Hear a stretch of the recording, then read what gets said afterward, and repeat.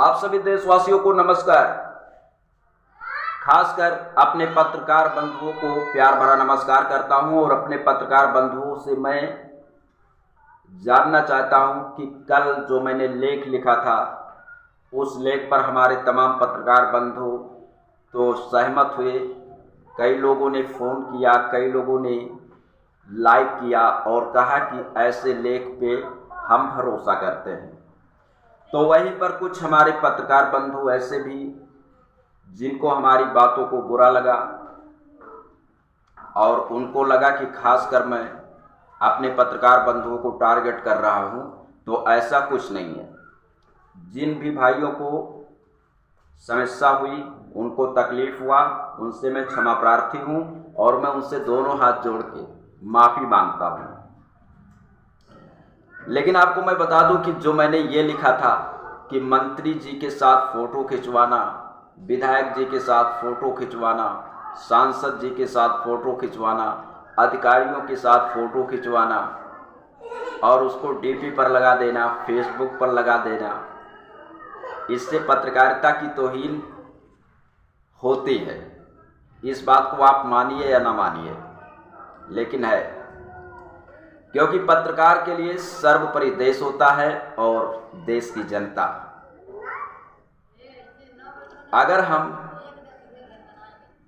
मंत्री जी के साथ फ़ोटो खिंचवाते हैं, विधायक जी के साथ फ़ोटो खिंचवाते हैं, अधिकारी के साथ फ़ोटो खिंचवा करके अपने फेसबुक प्रोफाइल पर लगाते हैं, अपने व्हाट्सएप डीपी पर लगाते हैं, तो हमारे देश की जनता जब देखेगी तो उसे लगेगा कि ये पत्रकार नहीं, ये राजनीतिक पार्टी के एक अंग हैं। और जो पत्रकार है वो किसी राजनीति का अंग नहीं होता, ना किसी अधिकारी का अंग होता है और ना किसी संस्था, किसी संगठन, किसी समाज सेवा करने वाले लोगों का अंग होता है।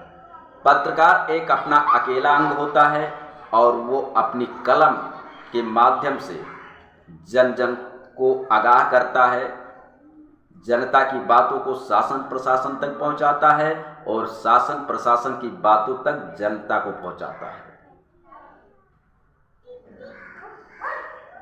लेकिन आज की पत्रकारिता जो है, मैं एक बार पुनः इस बात को कहूँगा और इस पर भी आप लोग नाराज़ होंगे, तो कुछ लोग हमारी बातों पर खुश भी होंगे, क्योंकि आज की पत्रकारिता अपनी रुख इसलिए बदल चुकी है क्योंकि गलती पत्रकारों की भी नहीं है। एक पत्रकार खबर करने के लिए, किसी के काम करने के लिए हर्जा करता है, खर्चा करता है, पेट्रोल जलाकर किराया भाड़ा खर्चा करके वहाँ पहुँचता है और वहाँ की खबरों को कवर करता है और बदले में उसे क्या मिलता है? एक छोटा सा विज्ञापन भी कोई नहीं देना चाहता। इसलिए कुछ पत्रकारों की मजबूरी है, अगर वो लोगों के साथ मिलजुल कर काम नहीं करेंगे तो उनका आर्थिक स्थिति कमज़ोर होगा, उनका परिवार नहीं चल पाएगा। हमारा कहने का मतलब जो है, आप लोग समझदार हैं, समझ सकते हैं। तो ऐसे हमारे पत्रकार बंधुओं को तो हमारी बातें बुरी लगेगी,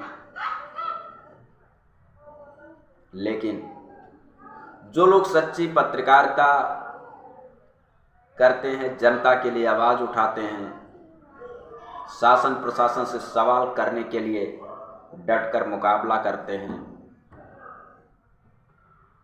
ऐसे पत्रकारों को तमाम समस्याएं होती हैं, फिर भी वो सिर्फ और सिर्फ देश के लिए, समाज के लिए, देश की जनता के लिए काम करते हैं। चलिए, मैंने कल जो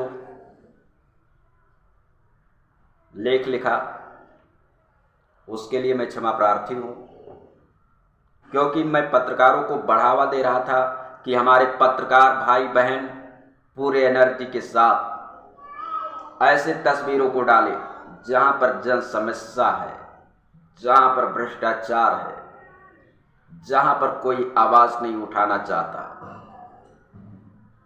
ऐसे तस्वीरों को अपने फेसबुक पर लगाएं, अपने व्हाट्सएप पर लगाएं, लोगों को शेयर करें, क्योंकि पत्रकार को निष्पक्ष होना चाहिए, किसी की तरफदारी नहीं करनी चाहिए, ना किसी के फेवर में काम करना चाहिए। जहां तक मेरा सोच है, मैं अपनी सोच को बता रहा हूं, बाकी हर कोई स्वतंत्र है। कोई राहुल गांधी के साथ फोटो खिंचवाए, कोई अखिलेश यादव के साथ फोटो खिंचवाए, कोई मायावती के साथ फोटो खिंचवाए, कोई केशव प्रसाद मौर्य या ब्रजेश पाठक के साथ फोटो खिंचवाए और उसको चाहे डीपी पर लगाए या फिर फेसबुक पर लगाए या फिर लोगों को दिखाए, इससे मुझे कोई मतलब नहीं है। फिलहाल के लिए मेरा सिर्फ और सिर्फ कहना यही था कि अगर हम पत्रकार हैं तो हम भ्रष्टाचार से जुड़ी खबरों को कवर करें, उस तस्वीर को शासन प्रशासन तक पहुंचाएं। बाकी आप सब समझदार हैं। फिर मैं हाथ जोड़ के विनती करता हूं आप सभी से कि आप लोग अपना काम करिए और मुझे भी अपना काम करने दीजिए।